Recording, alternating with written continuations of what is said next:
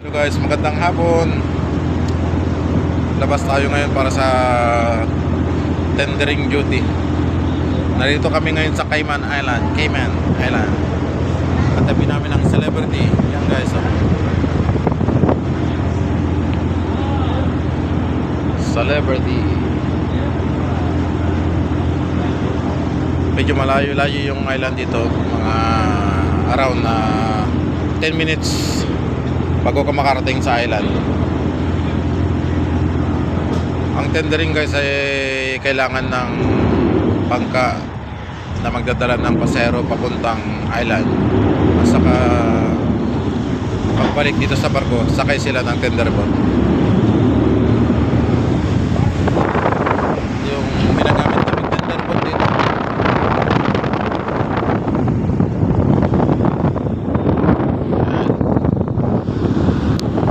Freedom of the Sea.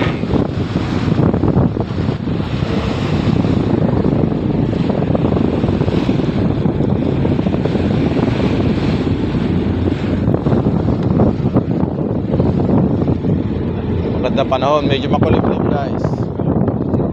Hindi ganong mainit. Ito mahirap sa tendering kung mainit. Masyadong masakit yung sikat ng araw dito. Kasi ang panahon dito sa Cayman ay mas matindi pa sa Pilipinas guys. Yan.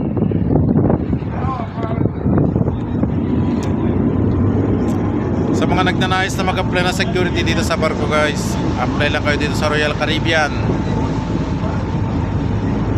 Maraming barko na ginagawa ang Royal Caribbean, kaya habang gumagawa sila ng barko, mag-apply na kayo para hindi na mag-hiring sila, agad-agad na makita yung application nyo. Mag-apply lang kayo sa sea truck ng Royal Caribbean. I-search nyo lang sa YouTube kung paano gumawa ng sea truck guys. Yan na si Freedom of the Sea.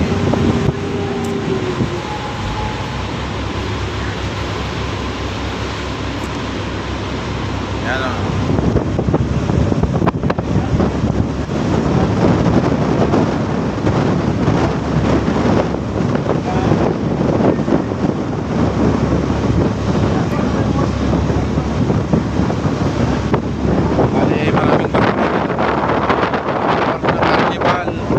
Virgin Process.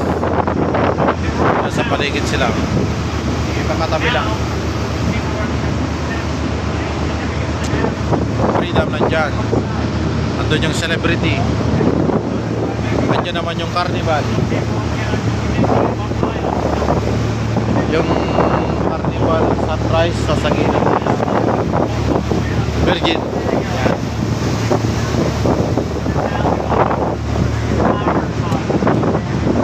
Puro tendering yung mga barko dito sa Cayman kasi wala silang sariling port. Kaya pag may pupunta na barko dito guys, nagbababa sila ng pasero sa gitna, tapos dinadala ng tender boats papuntang island. Yan ang Carnival Sunrise.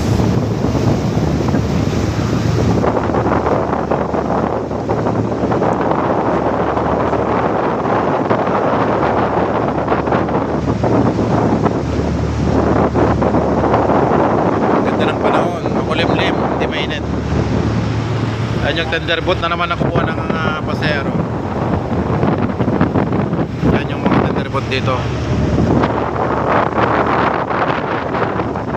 Yung tender boat nila malalaki din, may capacity na 250, yung iba 220. Hindi para-pareho ng capacity pero malalaki sila. Up and down.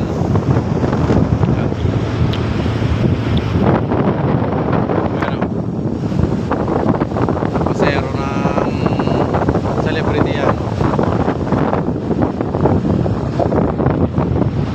Andun yung Virgin sa likod ng Carnival. Yan.